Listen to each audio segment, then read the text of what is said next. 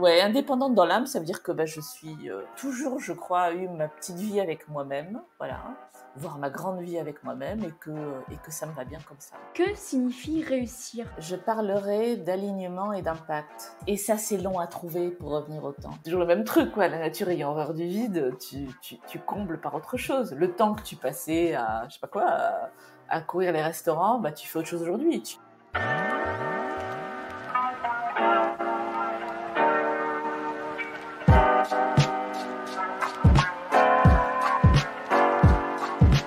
Bonjour ou bonsoir, je te souhaite la bienvenue sur le podcast Éclosion.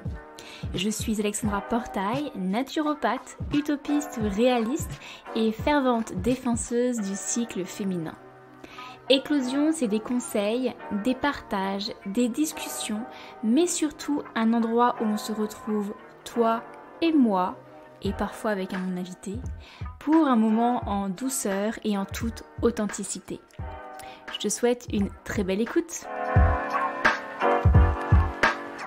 Place à une nouvelle rencontre, une nouvelle discussion passionnante et inspirante de femme à femme.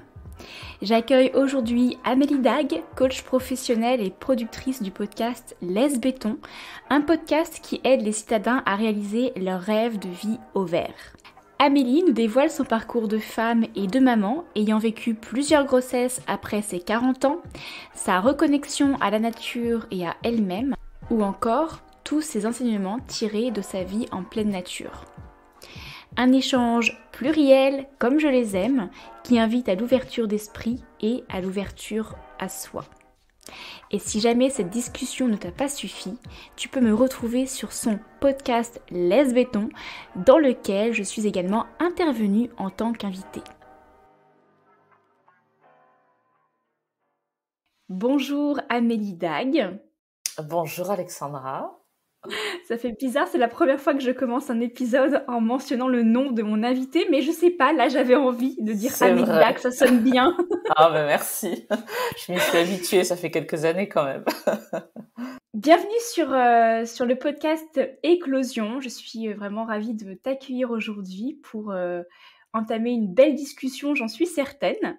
Merci à toi pour l'invitation, je suis ravie moi aussi. Alors, la question un petit peu rituelle que j'aime bien poser à mes invités, c'est une question très basique, mais souvent répondue de manière très superficielle. Donc là, tu peux prendre quelques instants et quelques respirations pour me répondre avec toute authenticité. Tout simplement, comment vas-tu aujourd'hui, Amélie, maintenant ? La réponse est simple, je vais bien. Là, au moment où je te parle, je regarde par la baie vitrée de mon bureau qui donne sur un jardin tout ensoleillé, tu vois. À l'heure où on enregistre ce podcast, on est fin septembre, c'est le dernier jour de l'été et il fait très beau et ça joue beaucoup, pour moi en tout cas, voilà. Donc je vais bien, ouais, ça va bien, vraiment. Donc, si je comprends bien, l'environnement dans lequel tu évolues, toi, t'impacte fortement ? Ouais.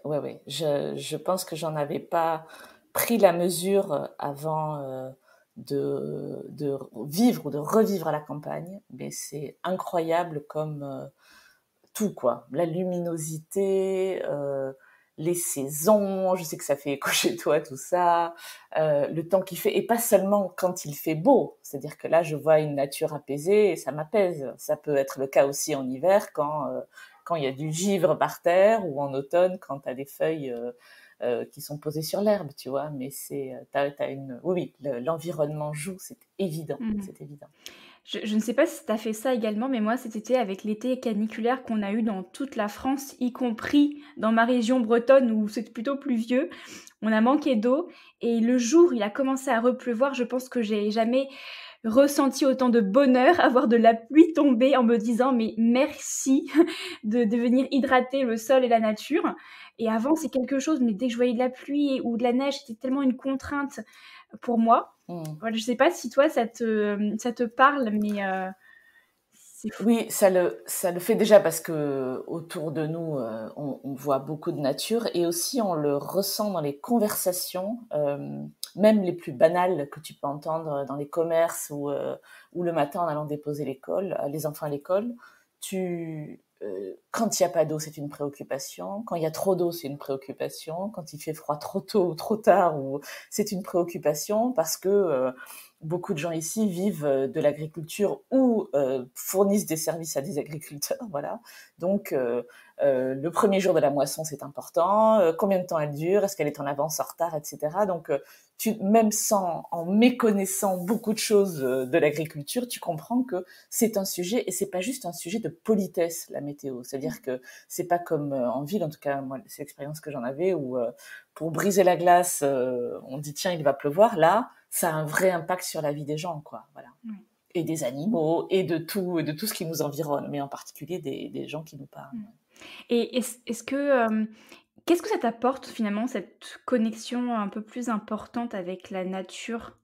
Concrètement, parce qu'on entend souvent: «Oui, je me reconnecte avec la nature, ça me fait du bien», mais ça peut être, vu un peu comme superficiel. Mais une personne là aujourd'hui qui est en pleine ville et qui ne se rend pas compte à quel point ça peut être bénéfique, toi, comment tu expliquerais ce que ça a pu impacter chez toi? Alors, dans le désordre, je veux dire pas forcément par ordre d'importance, qui me vient à l'esprit là, je parlerai de recentrage, mais sans être trop ésotérique, quoi. C'est-à-dire que vraiment, tu as l'impression de revenir à l'essentiel, quoi. Voilà. Les saisons, c'est important. Et puis, tout bêtement, tu dors mieux. Vraiment, mais j'ai réappris l'importance du sommeil, de bien dormir, quoi. Tu vois, voilà, tu passes une bonne nuit, mais 50% de ta journée est faite, quoi. Voilà, donc tu dors mieux parce qu'il y a moins de bruit, parce que les nuits sont noires, tu vois. J'ai réappris aussi ce que c'était que l'obscurité. J'en avais peur au début. Ça fait 5 ans que je vis ici et au début, j'ai des peurs qui sont revenues, des peurs d'enfance, je pense, tu vois, la peur du noir. J'ose en parler à ton micro, c'est pas très glorieux à mon âge, mais alors maintenant j'ai apprivoisé tout ça, mais bon, du coup, pour revenir à ta question, le fait de dormir vraiment dans une obscurité quasi totale, enfin si tu le souhaites, bah, ça donne des bonnes nuits de sommeil. Euh, et puis je pense que, enfin je le ressens comme ça, c'est difficile de mettre des mots derrière ça. Je vais faire une digression pour apporter ma réponse, mais à travers le podcast Les Béton que j'anime, je rencontre beaucoup de gens qui ont opéré une migration de la ville vers la campagne par conviction, voilà, mais beaucoup, on en reparlera sans doute. Et moi, j'ai l'impression de vivre un peu l'inverse, c'est-à-dire que mes convictions, je ne sais pas si on appelle ça comme ça, mais en tout cas, euh, j'ouvre les yeux sur plein de choses parce que je vis à la campagne, tu vois, et que j'ai quitté la ville et que du coup, je me reconnecte à plein de choses, voilà. À des choses très simples, hein. Ouais, acheter local, bah ouais, c'est vachement important. Déjà parce que ça fait vivre plein de gens autour de soi, voilà, et c'est important. Voilà. Et puis aussi parce que, zut quoi, faire venir des légumes de l'autre bout du monde ou des fruits de l'autre bout du monde alors que t'as des trucs dans ton jardin, parce que nous on a la chance d'avoir hérité d'un verger, bah on marche sur la tête, quoi, tu vois. Donc, ouais, le fait c'est tout simple, hein, mais le fait d'être dedans, d'être dedans de manière régulière, tu vois. Voilà, c'est pas juste je viens en week-end, c'est je vis avec ça, je vis dans ça. Bah ça change la vision des choses, en tout cas la mienne. Alors, on va continuer à découvrir, qui est Amélie Dague. Est-ce que tu pourrais, te présenter de la manière la plus libre qu'il soit? Vraiment, là, si on devait, présenter Amélie, tu dirais quoi? Toujours délicat comme exercice. Alors j'essaye d'imaginer qui sont tes auditeurs ou tes auditrices. Je pense qu'il y a beaucoup de femmes parmi tes auditeurs. Beaucoup de femmes, oui. Je suis une femme, ce n'est pas un mystère. J'ai 48 ans. Je vis donc depuis 5 ans dans un hameau d'une petite commune de moins de 1000 habitants en Eure-et-Loir. J'ai 4 enfants, un grand garçon, un grand ado, et grand dans tous les sens du terme, et 3 filles qui sont nées dans un mouchoir de poche, qui ont maintenant entre 9 ans pour la plus grande et 5 ans et demi pour la dernière. je vais pas parler de hasard parce que je pense qu'il n'y a pas de hasard, mais euh, on va dire petite, non, c'est pas une surprise, mais j'essaye de trouver le bon mot. Disons que ouais, c'est une chance que m'a donné la vie, on va dire. Elles sont toutes trois nées après mes 40 ans, ce qui est quand même assez. Donc j'ai eu 3 grossesses après 40 ans, voilà. Ce qui a un impact quand même dans ma vie de femme et dans ma vie tout court, c'est évident. Euh, et nous avons fait le choix avec mon mari, il y a 5 ans, de quitter Paris, où on vivait l'un et l'autre depuis de longues années, Paris aux régions parisiennes. J'ai fait moi un détour par Londres aussi au début de ma vie professionnelle. Donc on a eu des vies très métropolitaines, j'allais dire, voilà, dans une logique, en tout cas des choses, ce qu'on croyait logique nous, je pense à l'époque. Et on a fait le choix poussé par, je vais parler d'intuition, euh, très forte. C'était un appel. On n'a pas fui la ville, on a vraiment été appelés par ce territoire, voilà. On a voulu donner à nos filles, donc on a eu tard. Je pense un bout d'enfance qu'on a eu nous, alors sans être dans la nostalgie et dans le c'était mieux avant, c'est pas du tout ça, mais on voulait leur donner à nos enfants une enfance plus libre, plus simple, plus connectée à la nature, pour revenir à ta question de tout à l'heure, plus douce aussi. Et en fait, on a eu ça, et même bien plus que ça. C'est-à-dire que je pense que j'aime bien dire que je venais moi chercher un cadre de vie, et en fait c'est bien plus que ça que j'ai trouvé. Qu'est-ce que tu appelles cadre de vie?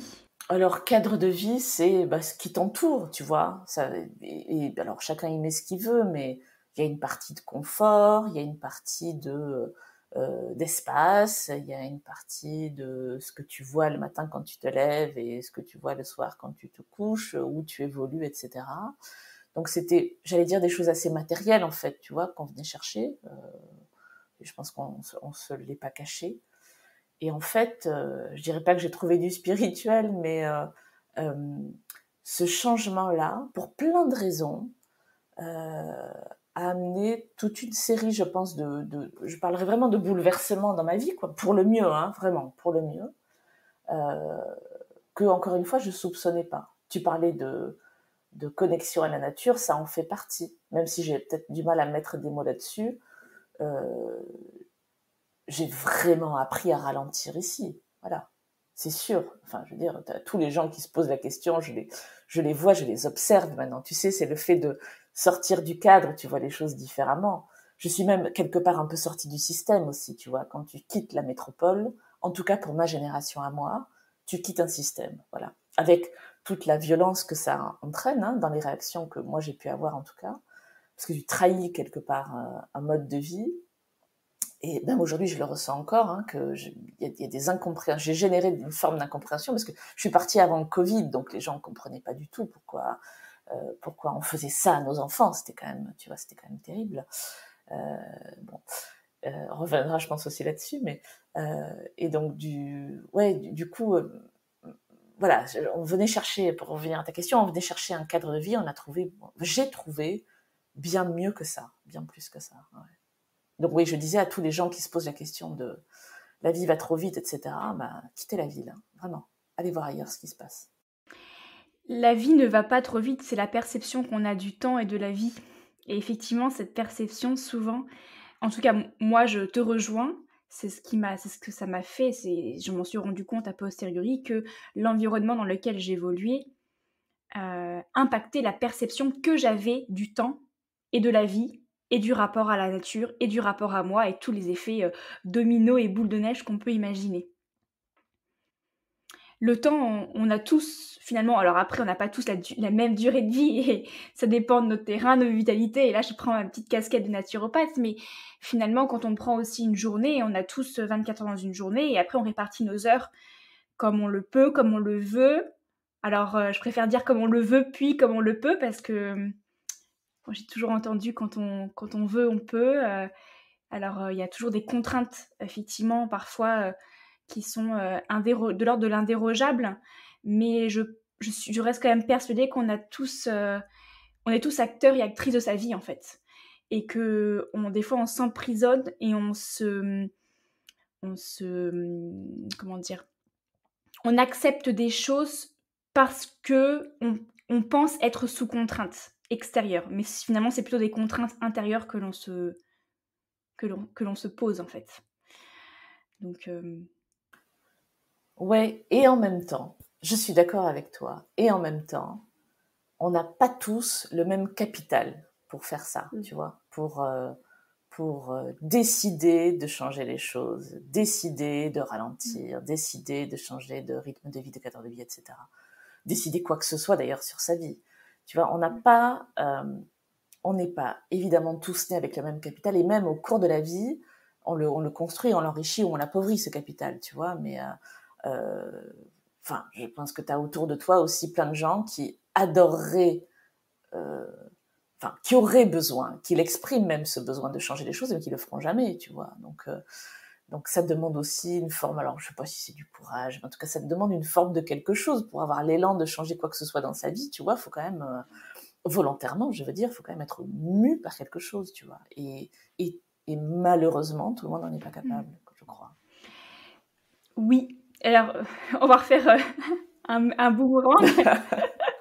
Je suis absolument d'accord avec toi et clairement, on part pas tous avec le même capital, la même personnalité, les mêmes convictions, même religion, même vitalité, etc. Mais par contre, on part tous avec quelque chose, une capacité à la décision, à changer les choses. Après, c'est plus ou moins simple chez certaines personnes. Mais pour moi, on arrive sur Terre et on peut agir, en fait. On peut tous agir. Par contre, on n'arrivera pas au même résultat. Mais on n'a pas besoin de chercher le même résultat chez tout le monde. Le chemin, il peut être différent. La ligne d'arrivée va être différente également. Par contre, on a tous la capacité à franchir la ligne de départ. Tu vois ? Ouais, et puis moi, je crois, en tout cas, ça marche pour moi, aux inspirations. Alors, je fais peut-être des exemples pour certains, mais voilà, de voir que d'autres l'ont fait, possible. Ont opéré des changements. Ouais, c'est possible. Même quand on part de très très loin, même quand il y a plein de handicaps ou de choses qui te retiennent quelque part, ben ouais, il y en a d'autres qui le font. Donc ça, moi, je crois à ça, aux histoires qui inspirent en fait. Et je pense effectivement que l'inspiration est un gros moteur de motivation. Là où quand l'inspiration débouche au fur et à mesure sur de la comparaison et de la comparaison malsaine, là ça peut devenir un frein. Parce qu'on essaye d'obtenir la même chose que la personne d'en face ou que ce que l'on peut voir sur les réseaux ou que ce que l'on peut lire. Et du coup, à vouloir obtenir le même résultat alors qu'on est intrinsèquement différent, on est peut-être de la même espèce, on reste individuellement totalement différent, on ne peut pas atteindre le même résultat. Et à vouloir le faire, c'est là où c'est des fois impossible. Et on se dit, mais non, mais je n'y arriverai jamais, donc autant ne rien faire. Et c'est là où il faut essayer de prendre un pas de recul. Enfin, c'est des convictions que je partage, il n'y a rien d'écrit dans le marbre. Mais rester au stade de l'inspiration en disant « Ah, cette personne-là a fait ça et c'est possible. Donc moi, si j'ai envie de faire ça, potentiellement, c'est possible. » Mais le résultat n'est pas forcément le même. Par exemple, là, on parle de toi qui est parti vivre ailleurs, mais une personne pourrait se dire « Ah bah en fait, ça pourrait partir à l'étranger ou juste changer de travail. Ah bah elle est partie, elle a tout quitté pour la campagne. Ah, peut-être que moi, je pourrais en fait changer de travail. C'est possible. Le changement est possible, tu vois. Voilà. C'est vrai.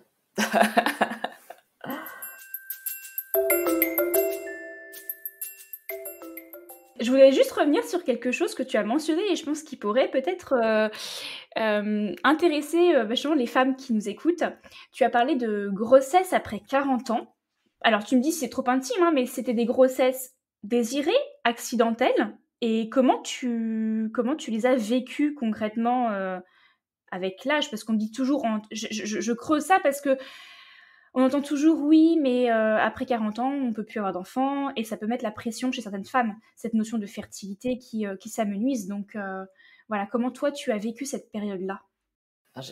J'étais sûre que tu creuserais cette partie-là et je suis ravie si ça peut intéresser. Parce que c'est des sujets que je crois qu'on n'aborde pas très souvent. En tout cas, moi, je sais pas. Pour le coup, j'ai pas eu vraiment de modèle ou d'inspiration sur le sujet. Alors, pour répondre très simplement, et ça me gêne pas d'y répondre, c'était des grossesses voulues, c'était des grossesses naturelles, et c'était des grossesses, j'allais dire, d'autant plus naturelles que pendant très longtemps, j'ai essayé d'avoir des enfants et que j'ai pas réussi, si tu veux. Donc, ça, c'était le mot que je cherchais tout à l'heure. C'est un peu je prends ça comme une espèce de farce de la nature, tu vois, voilà. En fait, les enfants, ils arrivent pas vraiment quand tu les veux, tu vois. C'est pas toi qui décides, en fait. Voilà. C'était 3 très très belles surprises, voilà.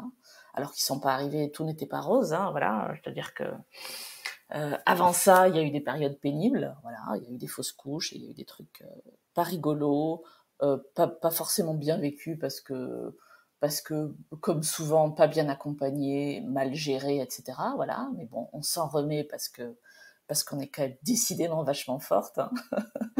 Souvent toute seule. Et donc ouais, donc c'est pas évident parce que d'avoir des enfants à cet âge-là, parce que le regard des autres est pas toujours évident, voilà. Donc ouais, c'était des grossesses désirées. C'est génial d'avoir des enfants rapprochés, voilà. Elles sont super proches, elles se disputent beaucoup et en même temps elles s'adorent. Et puis voilà, puis dans ma vie de femme, ben, qu'est-ce que je peux te dire d'autre que oui, on peut pas ignorer que avoir 3 enfants, alors avant ou après 40 ans d'ailleurs, hein, mais en tout cas avoir 3 enfants d'âge rapproché, ça a évidemment un impact sur ta vie de tous les jours et ta vie professionnelle, voilà, donc que t'apprends par les faits que je pense qu'on peut avoir beaucoup de choses dans sa vie, en tout cas nous qui sommes nés dans des pays où on est quand même largement favorisés, je parle en tant que femme en tout cas, c'est-à-dire par rapport à d'autres, voilà. On peut avoir beaucoup de choses, on peut peut-être même tout avoir dans la vie, mais pas forcément en même temps. Voilà, ça c'est un truc que j'ai mis longtemps à comprendre et qu'il y a peut-être un temps pour tout et que je reviens au temps et à la patience, quoi, en fait, hein, mais que tu apprends ça aussi avec le temps, quoi. Et que quelque part, je reviens à ta question, c'est aussi vachement bien d'avoir des enfants après 40 ans parce que je pense que t'es pas le même parent, quoi, tu vois. Voilà. Ouais, je peux qu'imaginer parce que je n'ai pas d'enfant et je n'ai pas encore 40 ans. Mais j'imagine, vu l'évolution que l'on peut avoir au fil de notre propre vie, comment aussi l'éducation qu'on peut apporter, notre vision des choses évolue également. Donc ça peut effectivement impacter énormément. Je reviens sur ce que tu disais sur le fait que finalement tu avais peut-être eu des difficultés avant 40 ans à avoir des enfants. Tu pourrais nous expliquer un peu plus? Bah, j'aimerais bien. Enfin, je veux dire, j'aimerais bien. C'est pas que j'ai envie de partager ça, mais j'aimerais bien pouvoir mettre des mots derrière tout ça, mais le corps médical n'en a pas mis, donc je suis incapable. Moi, j'ai appris avec le temps que, enfin, je suis pas médecin, hein, mais j'ai l'impression que tout ce qui est gynéco-obstétrique, c'est quand même l'une des disciplines les moins poussées, hein. Je sais pas si c'est parce que ça concerne les femmes, mais on reste beaucoup dans le flou quand même. C'est-à-dire que, oula, madame, pouf, ouais, ça risque d'être compliqué d'avoir des enfants. Tu sais pas pourquoi. Il n'y a pas de diagnostic qui est posé. C'est juste une observation de fait, quoi, tu vois. Donc tu vis avec ça pendant des années en te disant, ah, ça va être galère en fait. Et puis à 32 ans, j'ai eu mon fils. Alors c'était pas très très tôt, mais c'était pas très tard non plus. Donc bah ouais, en fait c'est possible quoi. Et puis il se trouve que j'ai divorcé, et j'ai épousé un autre homme. Et là effectivement, on se rend compte que bah, peut-être qu'à 35 c'est plus compliqué. Alors on rentre dans ce truc de ah ouais, bah à 35 c'est plus compliqué. Bah en fait, bah peut-être que non, puisqu'à 40 ça allait moins. Donc, tu vois, je veux dire. Alors bon, on est contente, ça se passe bien, etc. Mais ce que je veux dire, c'est que je sais pas répondre à ta question avec des termes médicaux sans rentrer dans la technique, parce que j'en sais rien en fait. Je sais pas ce qui s'est passé, tu vois. Je sais pas. Bah, tu as répondu à ma question directement parce que justement, malheureusement, c'est le cas pour beaucoup de personnes, quoi. C'est que, comme tu le disais, on reste beaucoup dans le flou. Déjà, très peu de femmes connaissent le fonctionnement du cycle. On l'apprend très peu. On ne connaît pas tous les organes qui composent notre système reproducteur. On ne connaît pas tous les marqueurs qu'on appelle de la fertilité. D'ailleurs, la fertilité ne dépend pas que de la femme, hein. Il y a aussi l'homme qui rentre en jeu, hein. Évidemment. Et malheureusement, il y a aussi beaucoup de cas comme le tien, de femmes qui ne comprennent pas, en fait, et n'ont pas de réponse. Et souvent, le flou, rester sans réponse, c'est le plus compliqué. Et à côté de ça, on leur dit, bah attendez, hein, le temps il avance et bientôt vous allez être infertile, quoi. La ménopause, elle approche, madame. Hein. Et donc ça, forcément, ça vient aussi impacter, ça vient mettre de la pression, le stress, et je ne le dirai pas jamais assez, mais le cycle commence dans le cerveau. Voilà. Donc, juste, du coup, j'avais une petite question par rapport à ça. En fait, concrètement, tu essayais d'avoir des enfants avec ton conjoint. Est-ce que tu avais un cycle particulier, notable? Un cycle menstruel? Ah non, non, ça a toujours été très hasardeux pour moi et depuis toujours, D'accord, quoi. Ouais, ouais. Donc d'accord. ça n'a jamais aidé, c'est sûr. Ça n'a jamais aidé, ouais, c'est clair. Ok. Bon. Bon, on va pas faire de ce podcast, de cet épisode, une consultation en cycle Ouais, non, féminin, non, mais en mais tout cas, ça pourrait être, c'est un moi, sujet, ça pourrait être intéressant de creuser. ouais, bien sûr. Ouais, Enfin, c'est un comprendre. sujet et en même temps, j'ai pas beaucoup de réponses à apporter, si ce n'est que ça, regardez, ça arrive. Ouais, Ouais. on peut avoir des enfants après 40 ans qui vont bien, même si faut quand même supporter le regard du corps médical, en particulier masculin, quand tu tombes enceinte à 42 ans, quoi. Ouais. Mhm. On te dit que ouais, ça va vraiment être compliqué quand même. Hein. Et en fait, tout va bien, tu vois. Donc, je pense que supporter ça et tous les examens que, alors, on t'impose sans t'imposer parce que ton âge fait que tu rentres dans la catégorie des méga risques pour des malformations de ton enfance, tu veux. Donc, tu dois supporter des examens qui deviennent forcément très suspicieux, enfin, qui amènent de la suspicion, voilà. Donc les grossesses sont pas simples, mais tu les supportes, je reviens à ce que je disais tout à l'heure, tu les supportes parce que tu as 42 balais, que tu as vécu autre chose et que ton conjoint aussi a les épaules pour le supporter, etc. On m'aurait fait ça à 25 ans, je pense que j'aurais pété un câble, quoi. Ouais. Donc on te demande quand même de faire des choix. Je parle d'avortement là.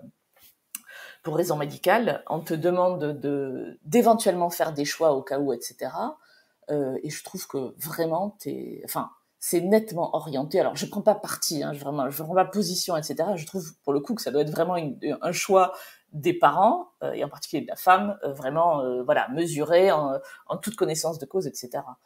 Sauf que tu es largement orienté et qu'on te dit, tu sens bien que le corps médical cherche à se couvrir les fesses, quoi, tu vois. Donc ça c'était pas cool. Mais quelque part, j'étais contente d'avoir l'âge que j'avais, ou c'est pas tant l'âge que l'expérience et les épaules que j'avais pour supporter ça. Et donc, du coup, aller au bout de la grossesse pour voir naître un enfant qui va très très bien, merci pour elle, quoi. Tu vois. Pour clôturer cette petite partie santé féminine, est-ce que toi, tu aurais un message à faire passer aux femmes qui nous écoutent par rapport à ce sujet? Tu veux dire à ce sujet de la grossesse en général, c'est ça, ou de la fertilité? De la fertilité après 40, de la maman après 40 ans, peu importe, mais s'il y a vraiment quelque chose que tu aimerais mettre en avant. C'est toujours compliqué parce que je pense que, alors, sur ces sujets-là, je pense qu'il se passe tellement de choses dans la tête des femmes avant que ça n'arrive dans le reste du corps. Tu vois, dire que je pense qu'il y a plein d'histoires qui arrivent, ton éducation, voilà, le contexte familial, etc. Donc c'est difficile de donner un conseil sans connaître évidemment le contexte. J'aimerais dire, ne vous prenez pas la tête, quoi. Je vois bien, alors, moi, je suis pas tombée là-dedans. Je vois bien, je peux tout à fait concevoir que devenir mère, alors devenir père, ça doit être la même chose, évidemment, je peux pas en parler parce que je connais pas la situation, mais en tout cas, pour les femmes, que devenir mère doit pouvoir devenir une obsession. Voilà, je le vois bien. Je pense que j'aurais pu tomber là-dedans à un moment. Et en fait, j'ai trouvé, du coup, j'ai mis l'accent à ce moment-là, je pense, sur autre chose, tu vois, sur ma carrière, sur ma vie professionnelle, sur des voyages, sur d'autres, alors qui n'avaient rien en comparaison, tu vois, c'est pas la même chose, mais en tout cas, euh, j'étais arrivée à me dire à un moment, bah, on doit pouvoir être heureux et avoir de l'impact dans la vie sans avoir d'enfant, tu vois. Voilà. Et donc, j'étais prête à accueillir tout, en fait, tu vois. Donc, le message, ce serait, il faut être prête à accueillir tout, en fait, parce que clairement, c'est pas les médecins qui vont vous aider, voilà. Enfin, le corps médical, on va dire. Même si j'ai trouvé des gens extraordinaires, hein. J'ai rencontré des sages-femmes en particulier, hommes et femmes d'ailleurs, qui ont vraiment, mais qui m'ont éclairée, mais de manière géniale. Bref, voilà, donc faut être prête à tout accueillir et que regardez, la vie vous joue des tours parfois, des tours sympas d'ailleurs, hein, plutôt agréables quoi. On m'aurait dit à 25 ans, ou je sais pas si c'était 25 ans, entre 25 et 30 ans, quand je me disais peut-être que j'aurais jamais d'enfant, que je me retrouverais à 43 avec 4, mais j'aurais ricané quoi. Voilà. Donc ouais, alors je veux pas dire que ça arrivera forcément parce que c'est pas vrai, j'en sais rien, mais ouais, ça peut arriver quoi. Petit intermède musical pour te rappeler que ce podcast, réalisé sur mon temps libre, est et restera gratuit, indépendant et sans publicité, sauf la mienne.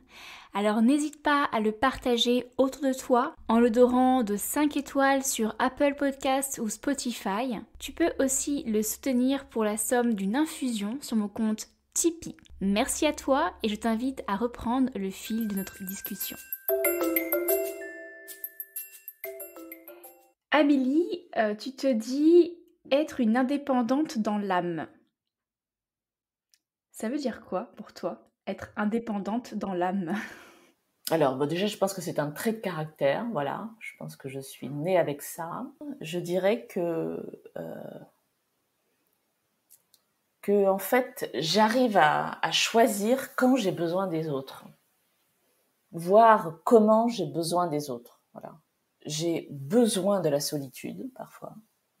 C'est pas que j'aime ça, c'est que j'en ai besoin pour me ressourcer, pour remettre mes idées au clair, pour être avec moi-même, parce que j'aime bien être avec moi-même toute seule. Ça aussi, je l'ai appris avec le temps.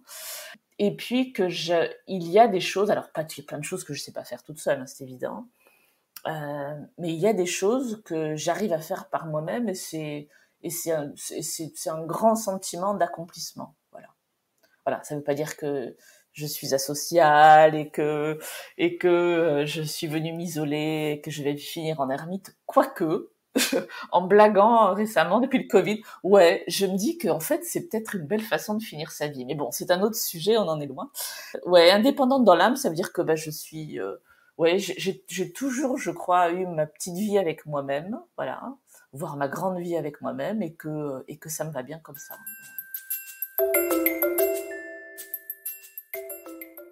Tu as donc passé une première partie de ta vie professionnelle à mener des projets de transformation digitale, il me semble, si j'ai bien fait mes petites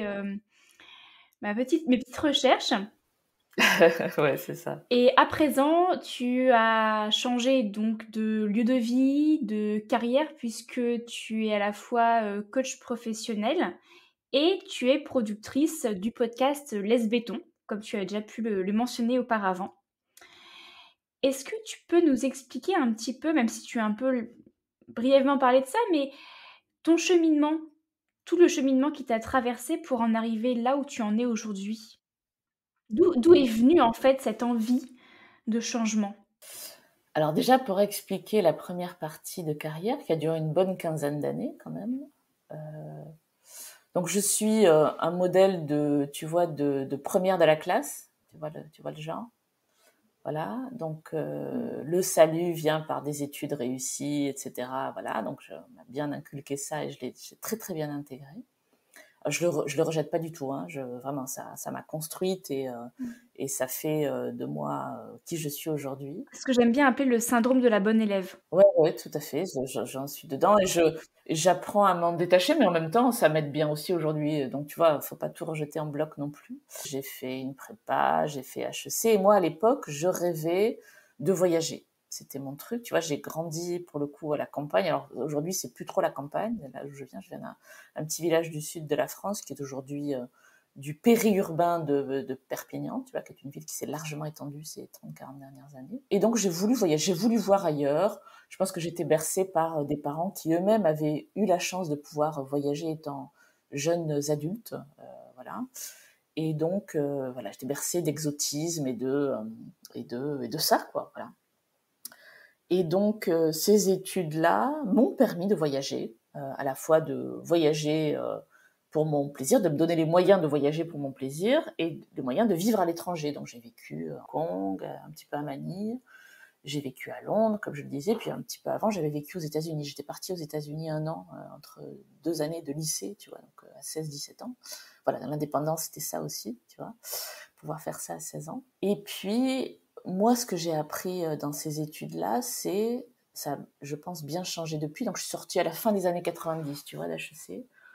C'est à l'époque, j'ai appris à devenir un bon petit soldat de grosse entreprise. Voilà. Le salut venait de la grosse boîte, le salut étant le confort, la sécurité, puis la belle carrière. Voilà.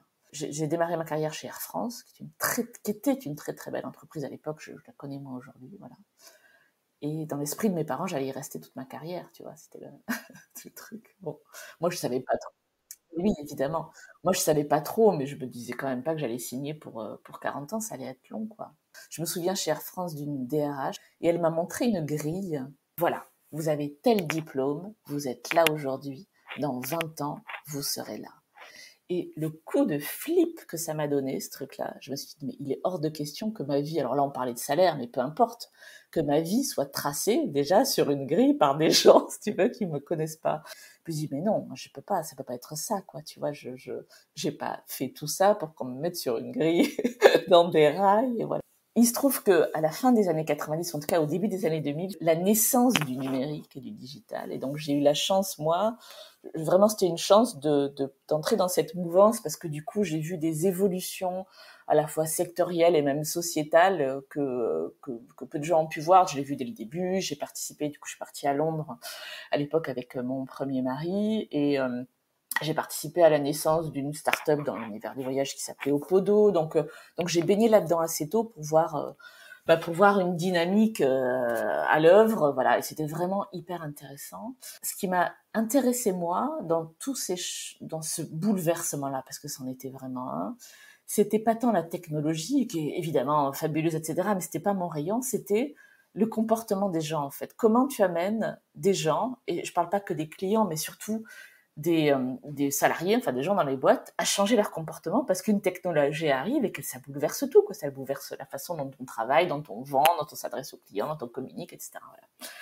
Et donc c'est la partie vraiment comportementale qui m'a intéressée, mais ça aussi j'ai mis longtemps à le comprendre. Au bout de 15 ans de salariat, donc j'ai changé 2-3 fois d'entreprise, un jour j'ai compris, je me suis frottée gentiment, doucement, et de manière bien plus douce que d'autres femmes, à ce qu'on appelle le plafond de verre, voilà, que j'avais mais totalement occulté jusqu'à présent parce que j'avais jamais été confrontée et que pour moi, comme je crois beaucoup de femmes de ma génération, ce n'était plus un sujet. Nos mères, nos grands-mères avaient brûlé leur soutien-gorge à la place publique, avaient défriché le terrain, avaient obtenu gain de cause sur l'égalité homme-femme. Donc, ce n'était plus un sujet, donc la voie était ouverte pour les femmes de ma génération. Bon, on était certes très naïves,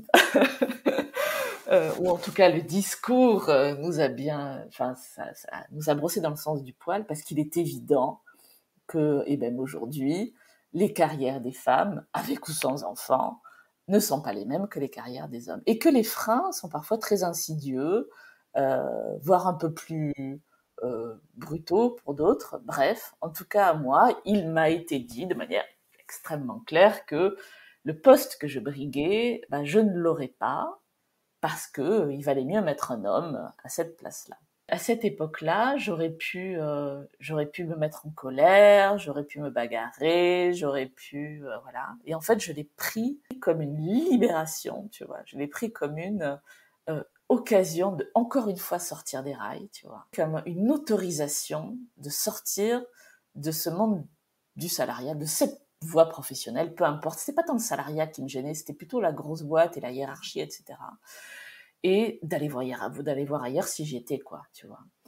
Donc je me souviens, après avoir cette rencontre-là, cette prise de conscience-là, la nuit qui a suivi, j'ai pas dormi, tu vois. Et c'était genre, enfin, une boîte, mais vraiment, une porte s'ouvrait, tu vois. Et je pouvais enfin prendre un stylo, un papier et poser là-dessus tout ce que j'avais envie de faire, en fait, vraiment au fond de moi. c'était à la fois vertigineux et très libératoire. Je souhaite à tout le monde de vivre ça, quoi. J'ai souhaité, en fait, et c'est ce que j'ai fait pendant quelques années, faire en tant que consultante, qu'indépendante en tout cas, ce que je faisais en interne, c'est-à-dire accompagner des transformations digitales. Voilà. Et pour ça, il me fallait un outil que j'avais pas. Donc, je me suis formée au coaching il y a une dizaine d'années maintenant, plutôt pour la partie collective que pour la partie individuelle, tu vois. C'est-à-dire pour accompagner des changements collectifs plutôt qu'individuels. Voilà. Et en fait, donc j'ai exercé, j'ai monté mon cabinet qui s'appelle Ad Blooming et j'ai mené des transfos, j'ai accompagné des transfos digitales de clients, beaucoup dans les services parce que moi je venais de là, en tant que consultante / coach, tu vois, et en fonction des cas, je mettais l'une et ou l'autre des casquettes, voilà. Et puis en fait, quand t'es coach et que t'es coach, tu accompagnes un client sur un changement d'organisation ou d'équipe, et puis on fait appel à toi, tu vois, en tant que coach individuel. Donc tu rentres un peu là-dedans. Quand j'ai quitté Paris, donc je me suis installée dans ma campagne actuelle, tu découvres, on y reviendra peut-être, que tu fais beaucoup de petits trajets en voiture pour amener tes enfants à l'école, au basket et à la gym. La seule radio que je capte de ma voiture, c'est France Culture et la radio musicale locale, qui est très bien pour connaître les derniers tubes, mais tu vois, il manquait quand même un éventail entre les deux. Donc j'ai découvert les podcasts en tant qu'auditrice il y a 5-6 ans maintenant. J'ai vite compris qu'il y avait là un puissant fond de connaissances, d'émotions et de plein de choses à aller piocher là-dedans, à la fois pour des petits trajets et puis aussi j'en écoute maintenant tout le temps quand je cuisine, quand je fais plein de choses, bref. Et d'auditrice à productrice, il y a qu'un pas. J'en ai créé un premier, un deuxième, et puis on a fait appel à moi pour des podcasts privés. Et tu te rends compte, tu dois le voir aussi, que quand tu tends ton micro aux gens, en fait, quand tu poses des questions aux gens, ils te répondent, en fait. C'est magique, hein. Ah, c'est fou et puis c'est tellement riche d'enseignements, c'est l'ouverture à l'autre. On a beau être, peut-être, des personnes, alors moi je parle pour toi parce que tu l'as dit et pour moi parce que je sais que je suis comme ça, peut-être un peu dans l'introversion mais aussi être avec soi-même, reprendre son énergie en étant seul et qu'avec soi. Ça n'empêche que justement ces occasions-là d'aller à la rencontre d'eux, de manière volontaire justement, parce qu'on se sent prête, on va à la rencontre d'eux et on est dans l'exploration, c'est extrêmement riche et je te rejoins totalement sur les bienfaits en tant qu'auditrice et de productrice de podcast. C'est vraiment génial. Et en tant que personne introvertie, moi, ce sont mes moments justement d'exploration, de découverte et d'ouverture à l'autre. Et les autres moments, je suis plus vers recentrée vers moi-même. Et puis après, effectivement, il y a des parties accompagnement, comme toi, tu peux avoir en coaching individuel. Moi, je les ai sur mes accompagnements en naturopathie, qui sont des moments aussi ouverture à l'eau de manière plus intimiste, mais qui viennent équilibrer le tout et la balance énergétique globale. Ouais, c'est vrai, j'avais pas mis ces mots-là. Toi, tu en regardes naturopathe, moi je l'ai pas, mais effectivement, je le ressens comme ça aussi. Ouais. En tout cas, quel parcours qui illustre bien que le changement c'est possible, qu'il faut savoir s'écouter et pas se mettre de frein et prendre les choses surtout les unes après les autres, parce que tout ce que tu as tout ce que tu nous as raconté et partagé, ça s'est déroulé sur des années et pas du jour au lendemain. Donc là, ça a pris quelques minutes sur un podcast, mais rassurez-vous, si vous nous écoutez, c'est pas du jour au lendemain non plus. Donc, mais c'est possible. C'est clair, tout à fait. J'aimerais revenir sur une notion que tu as évoquée et moi qui me titille l'oreille à chaque fois. C'est la notion de réussite. C'était au début de ton récit au sujet de ton parcours professionnel, qu'on t'avait toi expliqué ce qu'était la notion de réussite et peut-être la notion de réussite que tu avais toi en tête, la définition que tu avais toi en tête. À présent, avec ton regard actuel, que signifie réussir ? Je parlerai d'alignement et d'impact. Et ça, c'est long à trouver pour revenir au temps, tu vois. Donc être aligné avec ses valeurs, avec soi-même déjà, avec ce qu'on est, avec ce qu'on fait, avec aussi l'image qu'on donne, hein, parce que c'est important quand même, tu vois. On n'est pas des êtres, même si il y a de l'introversion là-dedans, on n'est pas des êtres totalement isolés, quoi. Voilà.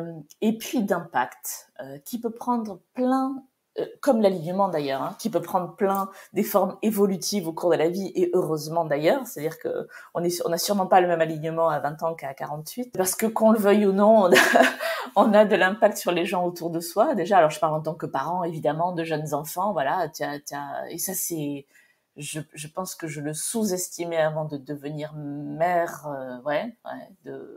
mine de rien, tu te rends compte que ce que tu fais aussi, en tout cas ce que je fais, moi je vais dire je le fais aussi en conscience de l'image que je donne à mes enfants. Tu veux être aussi aligné dans ce que tu leur dis de faire et dans ce que tu leur montres que tu fais toi, quoi, tu vois. Enfin, c'est quand même vachement plus simple quand ils ont une image à la maison de quelqu'un qui est aligné avec ce qu'elle raconte, bref.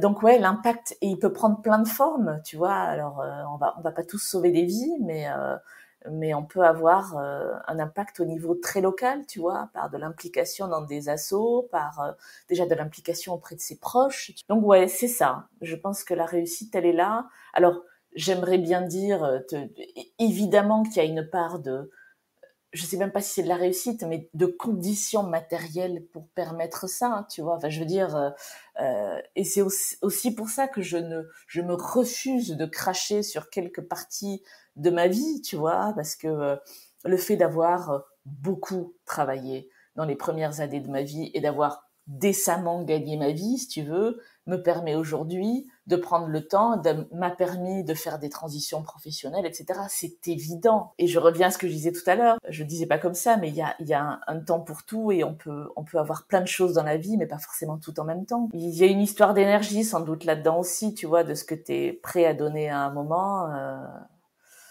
Je dis ça parce que ce qui me vient, c'est que l'énergie que j'ai pu mettre dans mon travail il y a 15 ou 20 ans, je sais même pas si je serais capable de la mettre aujourd'hui de cette façon-là, quoi, tu vois, voilà. Elle est beaucoup plus éclatée, mon énergie, aujourd'hui. Si je reviens sur, l'aspect financier, parce que clairement, comme tu le disais, on peut même à la campagne, on ne vit pas que d'amour, et d'eau fraîche, et on a tous et toutes, des factures à payer, pour, participer à la société dans laquelle nous évoluons. Néanmoins, est-ce que du coup, de manière concrète, toi, en changeant de vie, tu as aussi, et de vie, et donc avec, clairement le fait de changer, de lieu de vie, les choses ont un prix différent, plus ou moins cher, ça dépend des choses. Mais est-ce que toi aussi, avec ta vision ou peut-être ton évolution personnelle, est-ce que tu as des besoins qui ont eux-mêmes évolué? Ah ouais, nettement, mais clairement. Enfin, c'est même, c'est flagrant, quoi. Et là, pour le coup, c'est presque du jour au lendemain. Mon rapport a plein de choses à changer. On parlait du temps, de la nature, etc. au début de l'entretien, mais euh, mon rapport au travail, donc à la façon dont je gagne ma vie, a changé. Mon rapport à la façon dont je dépense l'argent a changé. Bon, déjà parce que les besoins ne sont pas les mêmes à la base. C'est-à-dire que il se trouve qu'avant, on vivait dans un appartement qui n'était pas à nous. Aujourd'hui, on vit dans une maison avec un grand terrain. Voilà, on vit sur une île sur l'Eure. C'est assez original comme truc, mais bref, on vit sur un grand terrain. On a 3 hectares. Une maison, 2 petites dépendances, voilà. Tes postes de dépenses changent parce que même si on a acheté une maison qui était largement en état, enfin, qui pouvait vraiment nous accueillir tout de suite, t'apportes des améliorations, tu l'isoles, enfin, tu fais plein de choses de base, etc. Donc, tu dépenses différemment, voilà. Et puis, alors, j'ai jamais été une grande shopping addict, voilà, ça n'a jamais été mon truc. Je crois que j'ai même une phobie des magasins, tu vois. Voilà. Bon, on peut aller chercher loin, je sais pas d'où ça vient, mais donc voilà, l'achat compulsif de fringues, etc. J'ai jamais connu. Mais bon, quand même, je te rassure, je me vais, je m'habille pour sortir, tu vois. Le fait de ne plus avoir de tentation sous les yeux fait que tu ne dépenses plus. Point. Je veux dire, voilà, c'est tout. Et puis, bah ouais, il y a peu de restos, bah donc tu y vas quasiment plus. Alors au début, tu vas dire ah ouais, vraiment, c'est dommage. Ça serait bien qu'il y ait un restaurant asiatique, un japonais, un machin, un truc. Puis en fait, bah, tu vis autrement parce que tu découvres autre chose, quoi. Voilà. En fait, c'est toujours le même truc, quoi. La nature ayant horreur du vide, tu combles par autre chose. Le temps que tu passais à, je sais pas quoi, à courir les restaurants, bah tu fais autre chose aujourd'hui. Tu cuisines plus, évidemment. Donc, pour revenir à ta question, ouais, tu dépenses différemment. Ton activité, tes activités de la journée, de la semaine et du week-end changent. Bah, clairement, quand il fait beau, t'es dehors. Hein. De toute façon, voilà, t'es dehors parce que t'as envie d'être dehors, parce que t'as envie de profiter de ce qui est devant toi, ou parce que si t'as l'âme jardinière, bah tu es dehors, voilà, pour t'occuper de ton environnement, voilà, ou parce que t'as envie de te balader en forêt, etc.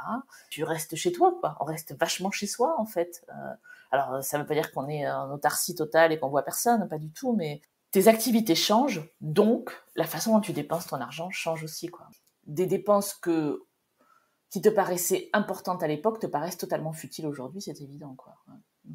En effet, là, ce que j'aimerais moi, le point sur lequel j'aimerais, revenir, c'est ce dont je me suis rendu compte, avec également ce changement de vie, et cette reconnexion un peu plus à la nature, c'est que, ce dont tu parles, les postes de dépenses un petit peu, futiles, enfin que toi tu considères comme futiles aujourd'hui avec, ton état d'esprit et ta vision actuelle. Moi, je me suis rendu compte en fait que il était là pour venir combler un manque et parfois un manque d'épanouissement et de satisfaction. C'est un peu comme, l'alimentation émotionnelle, hein, qu'on entend souvent. Ça veut dire qu'on vient, combler avant tout, une émotion, un manque, une peur, un rejet, un désamour par l'alimentation. Mais en fait, il n'existe pas que l'alimentation émotionnelle, il existe, plein d'activités, le cinéma émotionnel, le shopping émotionnel, enfin bref, tout est relié à nos émotions et au final, on se rend compte quand on se réaligne, comme tu le disais tout à l'heure, dans notre vie, avec l'alignement qu'on doit avoir à l'instant T dans notre vie, on se rend compte que finalement, on a moins besoin de combler certaines émotions désagréables par des choses qui peuvent coûter de l'argent. Heu et c'est vrai que, par exemple, aujourd'hui, je me suis rendu compte qu'avant, je disais: «J'adore voyager. J'adore voyager, c'est super le voyage» et cetera et en fait, depuis que je suis là où je suis, je voyage beaucoup moins. J'ai un beaucoup enfin, pour être un peu plus dans l'ésotérisme, j'ai un gros voyage, intérieur, mais je voyage moins à l'extérieur parce qu'en fait, je me suis rendu compte qu'une partie de mes voyages venait combler une envie de fuite de mon environnement que j'avais à l'époque, ce qui n'est plus le cas aujourd'hui. Donc tout ça pour dire que des fois, on pense être, devoir, dépenser plein de choses pour plein de choses et au final, c'est parce qu'on comble des choses, des émotions, par exemple, désagréables et qu'en remettant un petit peu de l'ordre dans tout ça, en disant: «Mais comment je peux être vraiment heureuse et épanouie?» Au final, ces choses dans lesquelles on dépensait, on ne dépense plus, sans frustration d'ailleurs, hein, sans sentiment de privation aucun. Ouais, ouais. C'est une observation que font beaucoup de mes invités dans le podcast Les Béton. C'est effectivement leur étonnement, hommes et femmes, souvent des femmes le disent d'ailleurs, du fait que du jour au lendemain, effectivement, leurs dépenses évoluent et que en fait, il y a absolument aucun manque, quoi. C'est assez étonnant. Il y a une part aussi dans ce que tu disais, je suis tout à fait d'accord avec toi, et il y a une part aussi, enfin, en tout cas, c'est comme ça que je l'ai vécu, de mimétisme. Quand tu es dans les grandes villes, ça, c'est aussi un truc qui nous a poussé, enfin, qui m'a poussé, moi, à quitter la grande ville. C'est un manque de diversité flagrant. C'est-à-dire que on se retrouve vite, et ça vient très tôt hein, dans la vie, c'est-à-dire dès tes études, en fait, pour peu que tu fasses une école, une école de commerce ou d'ingénieur, ça doit être pareil pour les écoles d'ingénieurs. Tu te retrouves en fait dans une espèce de moule social où tu finis par ne rencontrer que des gens qui te ressemblent, ou à qui toi, tu finis par ressembler. Et donc, bah, faut aller dans les mêmes endroits, faut goûter les mêmes plats, faut aller dans les mêmes restos, on habille les enfants de la même façon. Enfin, c'est même c'est terrorisant quand même quand on y pense.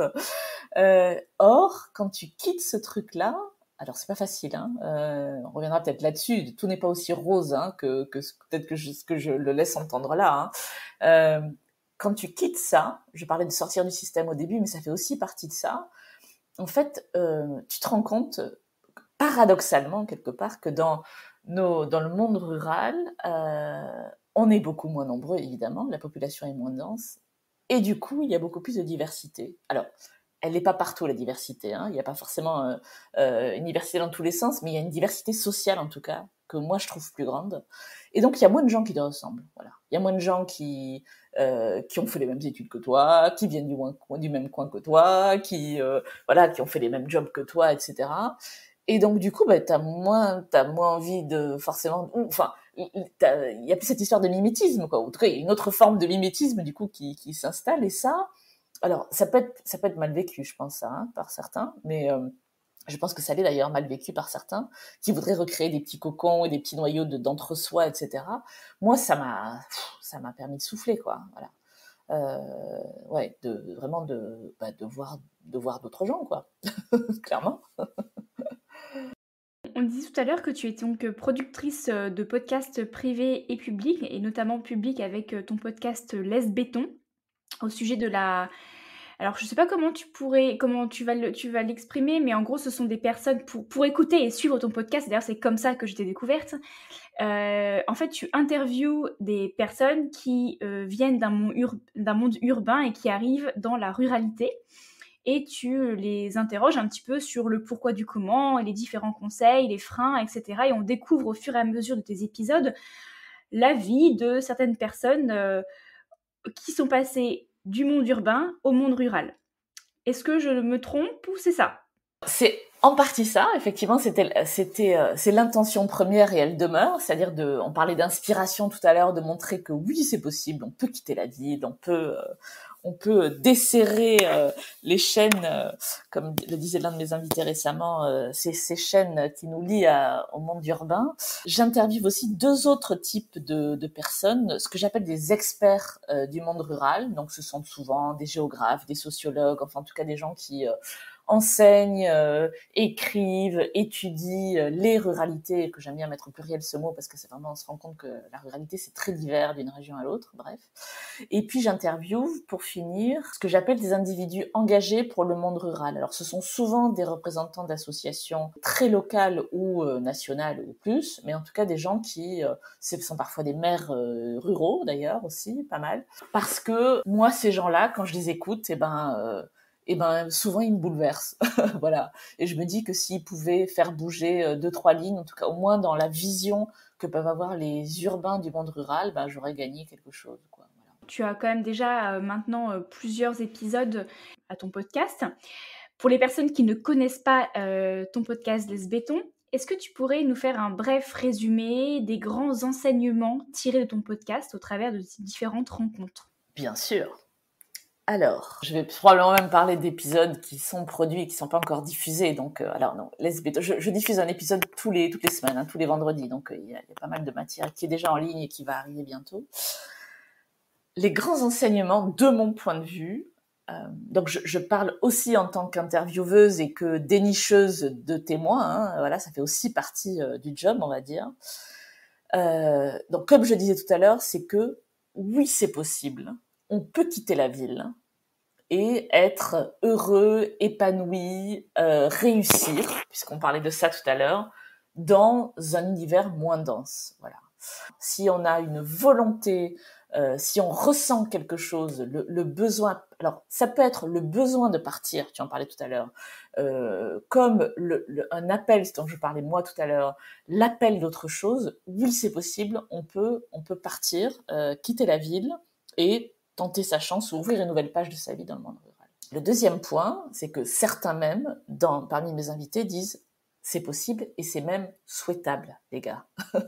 C'est-à-dire que cette super concentration, en particulier dans les hyper-métropoles, c'est pas sain. Surtout vu tout ce qui se passe aujourd'hui, c'est pas bon. Donc vraiment, il est peut-être temps d'envisager d'autres formes, une forme de desserrement de l'urbain, en tout cas une forme de nouvel équilibre, en tout cas sur notre territoire en France. Mais attention, il faut quand même savoir deux, trois trucs. C'est-à-dire que ce n'est pas juste, et ça c'est moi qui parle plus que mes invités, mais ils s'en font l'écho aussi, c'est pas juste un changement de cadre de vie. Ça va beaucoup plus profond que ça, et il faut être prêt à ça.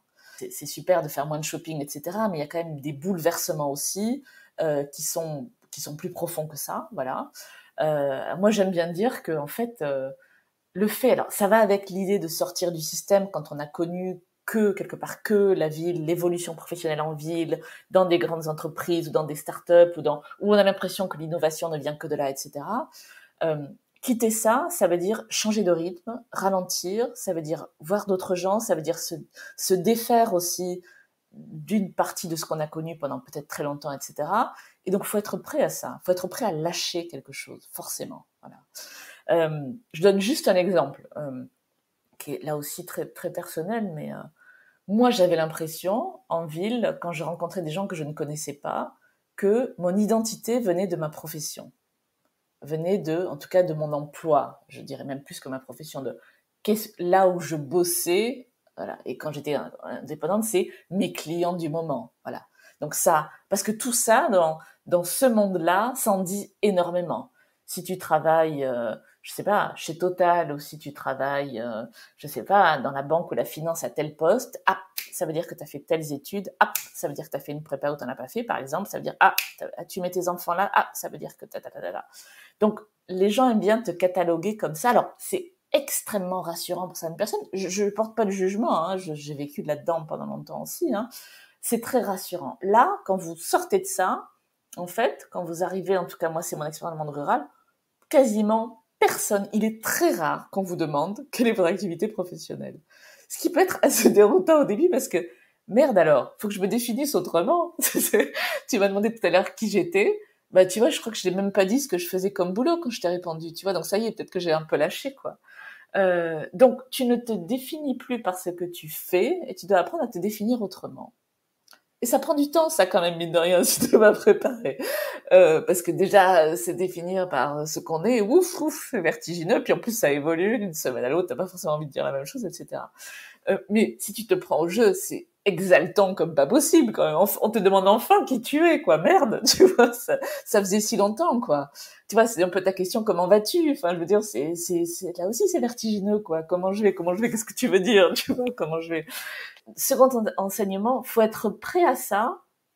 Et en même temps, cette découverte, elle est d'une richesse individuelle, collective, tu vois. Enfin voilà, là je parle que de l'individu, mais autre enseignement, la vision qu'a le monde urbain du monde rural, mais c'est à pleurer de rire comme c'est faux, quoi. Tu vois, je veux dire, il y a de quoi. Je saurais le faire, j'écrirais des parodies, tu vois, ou j'en ferais des parodies. Enfin, presque tout est faux, quoi. Tout est schématique, tout est exagéré, tout est condescendant, tout est, tu vois, partial. Enfin, c'est pas bon, quoi. Les gars, t'as envie de leur dire stop. Enfin, tu vois, aller faire 3 semaines de woofing et aller comprendre, tu vois. Enfin, tu vois, c'est... Et même quand... alors, je parle des journalistes, là, parce que l'aspect médiatique des choses m'intéresse, quoi. Même quand les journalistes ou les gens qui s'intéressent au monde rural sont pleins de bonnes intentions, ça sonne toujours faux, tu vois. Quand le monde rural est vu par les médias nationaux, il y a toujours un truc qui cloche, quoi. Et avant, moi qui viens de la province, je pensais que c'était l'opposition Paris-Province. Il y a de ça, mais il n'y a pas que ça. Il y a aussi un aspect dans le monde rural, il n'y a pas de culture, il n'y a pas d'école, il n'y a pas de... Je l'ai entendu ça quand même hein, quand j'ai quitté Paris, mais enfin, il n'y a pas de... Comment tu vas faire pour tes enfants? Il n'y a pas d'école, tu vois. T'es là, mais les gars, ouh, ouh. Ouais. Donc, de gens très très éduqués, etc. Bien sûr, j'ai entendu ça voilà, de gens presque qui nous dirigent, tu vois. Donc, ça fait... donc, ouais, cette vision-là, elle est erronée. Donc, il est temps de laisser la place à un discours qui est vrai, quoi, de montrer la vraie réalité. Le monde rural, c'est pas que l'amour est dans le pré, quoi. Tu vois, je veux dire, c'est pas ça, quoi. Enfin, je veux dire, voilà. C'est dingue. L'énergie, l'inventivité, la créativité, l'innovation qui peut naître de ce monde-là. Alors, certains de mes invités disent, bah, comprenez, nous, on n'a rien et personne s'intéresse à nous. Donc, faut bien se démerder, quoi, pour inventer des façons de vivre ensemble, des façons tu peux tout dérouler après, tu vois, de faire société, etc., machin. Donc, enfin, pour revenir à ce que je disais juste avant, pour ceux qui croient que aller dans le monde rural, c'est s'isoler, vivre loin de tout, s'enfermer et vivre en ermite, bah, les gars, vous allez être surpris, hein, parce que vous allez voir, ne serait-ce que le monde associatif qui, moi, m'émerveille toujours, quoi, tu vois, et c'est pareil dans tous les endroits que je visite ou tous les gens que j'interviewe, tous me vantent, mais avec raison, on me parle de leur implication à eux ou de l'implication des gens autour d'eux pour faire vivre le tissu associatif qui, portent littéralement la vie sociale hein, dans ce monde-là. Alors, évidemment, c'est aussi vrai en ville, etc. Mais je le ressentais vraiment différemment. Et tous les gens que j'interviewe sont dans ce cas aussi, quoi. Donc, ouais, donc il se passe plein de trucs. Et puis, et ça, j'en suis, moi, de plus en plus convaincue.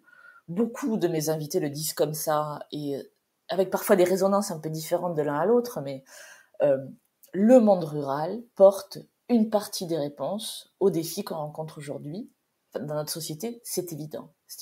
Je donne juste un exemple, alors c'est du ressenti, mais hier, sur LinkedIn, avec lequel parfois je suis de plus en plus en dissonance parce que c'est un discours qui est encore très urbain, très etc. Voilà, qui est très clos, très voilà. Bref. Et donc je lisais le post de quelqu'un dans mon réseau qui disait qui était effaré, mais dans le bon sens du terme, c'est-à-dire on sentait de la compassion. Il donne des cours quelque part et il a fait faire un travail à ces jeunes étudiants dont il retranscrivait l'angoisse en fait face à toutes les crises qu'on rencontre, énergétiques, climatiques, etc. Et on peut la comprendre, on peut la comprendre cette angoisse quand on a 20 ans. Et en fait, le premier je l'ai pas encore écrit, je sais pas comment le tourner, j'ai pas eu le temps de le faire parce que c'est encore tout frais, mais la première idée qui m'est venue, c'est donc évidemment ces gens-là étaient des urbains, voilà, tous. J'étais de leur dire, mais j'avais envie de leur écrire, mais sortez de la ville, allez dans le monde rural, allez vous installer, allez 6 mois, et il y a plein de possibilités pour les étudiants aussi d'aller vivre une expérience dans le monde rural, d'aller goûter à autre chose. En tout cas, si on veut retrouver, on parlait d'alignement tout à l'heure, d'énergie, d'impact, etc., ça passe aussi par un niveau très local. C'est ça que je veux dire, quoi. Voilà. Et on peut retrouver de l'énergie, de l'espoir même, et donc de l'alignement, etc., et de l'impact, en sortant encore une fois du système et en retrouvant une place, voilà, une place dans la société à un niveau très très local. Et ça, vraiment, le monde rural peut l'offrir, quoi. Il y a plein d'autres enseignements, mais écoutez, faites-vous une idée. Les témoignages sont très, très, très divers. J'espère inspirants. En tout cas, c'est l'écho que j'en ai, donc voilà. En effet, effectivement, ils sont très, très inspirants. Moi, je les écoute quand je jardine, quand je me promène, quand je cuisine. Donc, je mettrai le lien dans la description de l'épisode pour que vous puissiez aller découvrir le podcast Laisse Béton. Alors, pour clôturer tranquillement notre échange, Amélie, j'aimerais revenir sur une notion qu'on a peut-être très rapidement abordée en début d'échange. Si on revient, toi, à la femme que tu es aujourd'hui, quel est ton rapport à ta féminité ?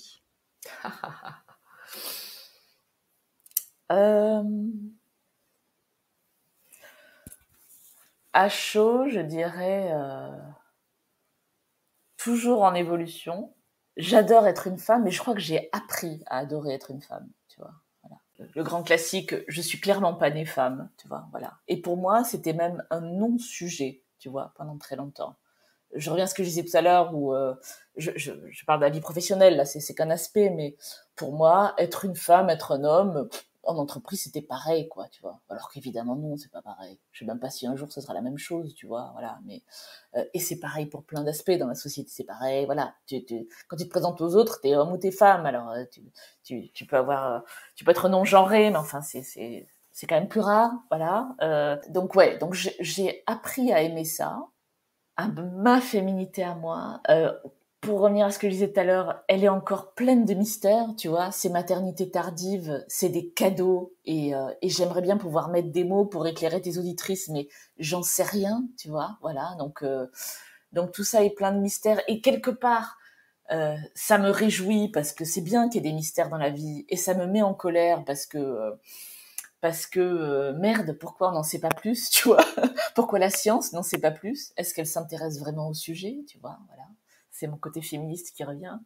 Que je trouve que on n'a pas abordé le sujet parce que tu es plus jeune que moi et je pense que c'est pas un sujet que tu le vois de loin encore, mais je trouve que c'est génial de vieillir et que c'est génial de vieillir en tant que femme. Voilà.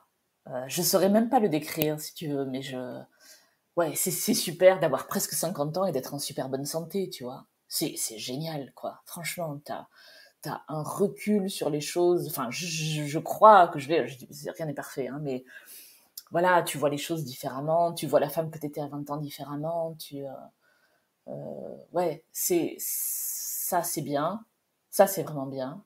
Voilà, il y a un truc que j'aime bien penser, je le dis jamais, mais à 20 ans, j'ai eu l'impression de faire ce que je devais faire, tu vois. À 20 ans, on fait ce qu'on doit. En tout cas, c'est comme ça que moi je l'ai vécu. À 30 ans, on fait ce qu'on peut, tu vois. Voilà, parce que les premiers enfants arrivent, parce que, en tout cas, voilà, c'est comme ça que moi je l'ai vécu. Et à partir de 40 ans, je crois que tu commences à faire ce que tu veux, tu vois. En tout cas, moi, je le vis comme ça. Et bah, c'est pas mal, quoi. Alors peut-être que j'ai un peu 40 ans avant l'âge.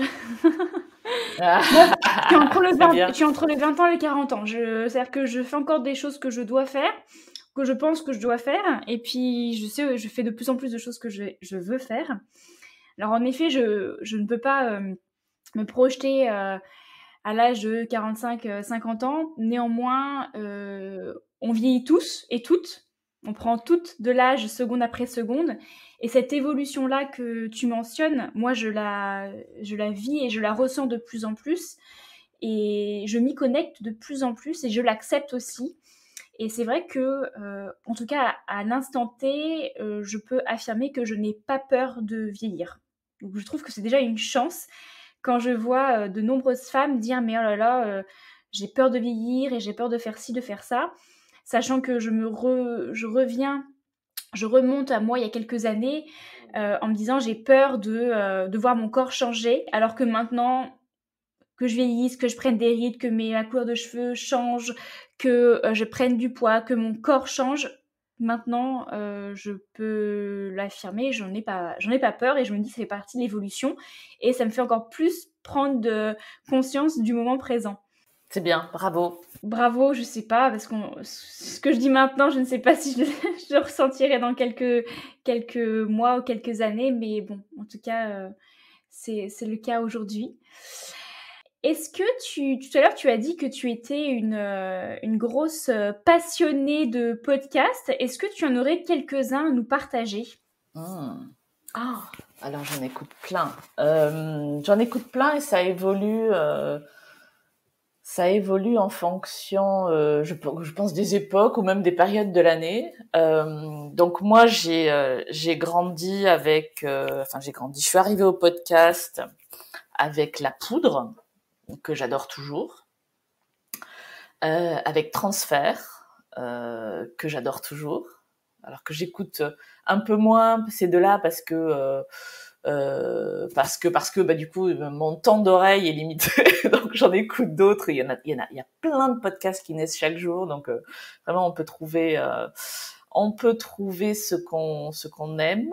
Alors j'allais dire évidemment les podcasts de France Culture, c'est pas évidemment, c'est que il y a dans le monde du podcast des podcasts dits natifs, c'est-à-dire les nôtres, donc des podcasts qui sont nés pour être podcasts, et puis il y a les podcasts des radios qui sont donc des retransmissions à la demande d'émissions de radio, voilà. Donc ce qui est génial avec France Culture, c'est qu'on peut trouver, d'ailleurs ils le mettent sur leur appli, qu'on ait 10 minutes ou 2 heures devant soi, ça arrive, hein, des longs trajets par exemple en train ou autre, où on a vraiment du temps pour écouter, bah, on peut trouver des choses dans lesquelles on apprend des trucs, quoi. Voilà, donc ça c'est top. Qu'est-ce que j'écoute des choses très très très éclectiques. J'aime bien tester, me laisser porter.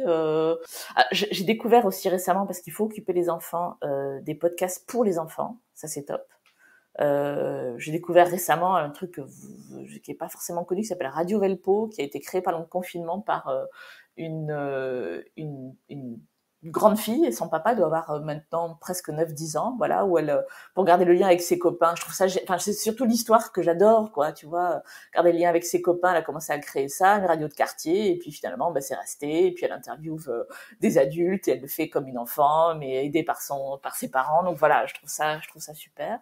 J'ai découvert Génération Frugale, qui est en lien évidemment avec Les Béton, voilà, qui publie pas forcément régulièrement. Ils ont aussi une chaîne YouTube. C'est un jeune couple qui raconte son installation. Le papa de copains d'école de mes enfants qui a créé un podcast pour les enfants pédagogiques qui s'appelle Le Comment du Pourquoi, qui est génial, où il prend des questions. On entend d'ailleurs ses enfants. Il prend des questions de ses enfants sur, voilà, je sais pas, pourquoi le ciel est bleu et pourquoi l'herbe est verte. Et il donne une explication qui dure pas très longtemps, quelques minutes. Voilà, la vraie explication du parent qui a réfléchi. En général, on est pris de court, hein, parce que ces questions-là, elles arrivent quand vous êtes pressé dans la voiture, et pourquoi le ciel est bleu et on n'a jamais préparé. Donc là, vous n'aurez plus d'excuses, vous serez préparé. Je recommande fortement Finta. Alors j'ai interviewé Lola dans l'un des épisodes de Les Béton, qui est une journaliste, qui était un podcast sur l'Aveyron et sur les gens qui font l'Aveyron, qui est juste extraordinaire. On a l'impression d'y être. La Clé des Champs, qui est aussi un podcast. Alors vous allez entendre bientôt Louise, qui en est l'initiatrice, donc qui est un podcast sur les agriculteurs, qui est aussi, enfin vraiment qui donne une autre vision de l'agriculture. Je parlais des médias, du traitement médiatique, de la ruralité. Là, on est en plein dedans. Donc là, vraiment, elle va voir des agriculteurs. Elle passe une demi-journée avec eux et on en ressort un épisode. Donc elle se balade de la Corse à l'Aveyron, en passant par les Pyrénées. Donc on découvre plein de choses. Pardon, ça peut durer des heures, pardon. J'ai découvert Confession il y a quelques mois. Elle est prof, je crois, de français. Elle habite en Suisse et elle fait des podcasts très drôles. C'est un podcast drôle et caustique, je crois qu'elle se présente comme ça. Voilà, donc c'est des trucs assez féministes, assez engagés. Voilà, donc ça va de trucs très, on va dire, plutôt engagés féministes à écolo pour les néo-écolos, on va dire, qui commencent à ouvrir les yeux en passant par des trucs pour les enfants, des trucs de culture générale. Enfin voilà, c'est un peu de tout. Et puis je suis assez ouverte sur tout ce qui sort, quoi. Voilà. Écoute, merci beaucoup Amélie. Je pense qu'il n'y en a aucun que je connais, donc je vais aller C'est m'empresser vrai, génial. d'aller les écouter. Super. Et je mettrai tous les liens en description pour celles que ça intéresse également. Et enfin, et après je te libère et je libère les oreilles de nos auditrices, est-ce que tu aurais, toi, une question à poser à nos auditrices? Alors, laisse-moi le temps de réfléchir, parce que c'est forcément une question réflexive, je n'aurai pas la réponse, donc ouais, peut-être essayer alors, pas forcément tous les soirs, j'aime pas trop l'idée des rituels et tout, je trouve ça un peu contraignant, mais de temps en temps, je les invite à se poser, ça peut être d'ailleurs dans la foule, hein, c'est pas forcément toute seule, dans un cadre verdoyant, voilà, on fait ce qu'on peut, hein. Tout dépend de l'âge qu'on a, mais on fait ce qu'on peut. De les inviter à se demander qu'est-ce que j'ai préféré chez moi là ces derniers temps, tu vois, leur apprendre un peu à se regarder un peu avec beaucoup d'indulgence, beaucoup d'affection, tu vois, et voire même un peu d'amour, soyons folles, tu vois, sur qu'est-ce que j'aime bien chez moi, tu vois, même dans mes ratages et dans mes erreurs, dans mes errances, dans mes errements, il y a bien un truc que j'aime bien chez moi, quoi, tu vois, voilà. Donc c'est essayer de dénicher ça et de le garder pour soi évidemment, mais ouais, de se dire qu'est-ce que j'aime bien louer chez moi. Tu sais, il y a un exercice qu'on aime bien faire chez les coachs, c'est peut-être que tu l'as déjà fait aussi, c'est de s'écrire une carte postale à soi-même, tu sais, un truc. Donc peut-être que ça peut passer par là pour celles qui aiment bien jouer, tu vois, de s'écrire une carte postale alors l'échéance, elle est là l'heure, tu vois, dans un mois, dans un an, dans 10 ans, tu vois. Et qu'est-ce que tu te souhaites à toi-même, en fait, tu vois, voilà. La question, elle est peut-être évidente pour certaines, elle n'est pas pour d'autres, mais du coup, ça amène à des réflexions qui sont en général assez nourrissantes, voilà. En effet, j'avais écrit il y a quelques années une lettre à moi-même, à la moi d'il y a 10 ans. Dans 10 ans et je suis retombée dessus il n'y a pas très longtemps et je me suis rendu compte que j'avais déjà pas mal avancé sur ce que j'avais imaginé. c'est Et, bien. et ça m'a réconfortée en me disant que j'avais, sans forcément l'avoir sous les yeux, eh bien avancé. Et je pense même en réécrire une autre maintenant avec l'état d'esprit actuel que j'ai. C'est à la fois libérateur et à la fois justement inspirationnel, j'ai envie de dire. C'est bien. Ouais, c'est un exercice sympa. Ouais. Eh bien, merci beaucoup Amélie pour ce bel échange en ma compagnie sur le podcast Éclosion. Je mettrai toutes les informations et tous les liens du podcast Let's Béton, des podcasts que tu as également mentionnés. Est-ce que tu souhaites que je partage un autre lien particulier pour te retrouver? Non, sur le site de l'Es Béton, il y a les liens pour me trouver, donc ça devrait suffire. Non, non, c'est bon, ça ira. Merci à toi pour ton écoute. À bientôt Amélie! À bientôt, Alexandra. Bonne journée.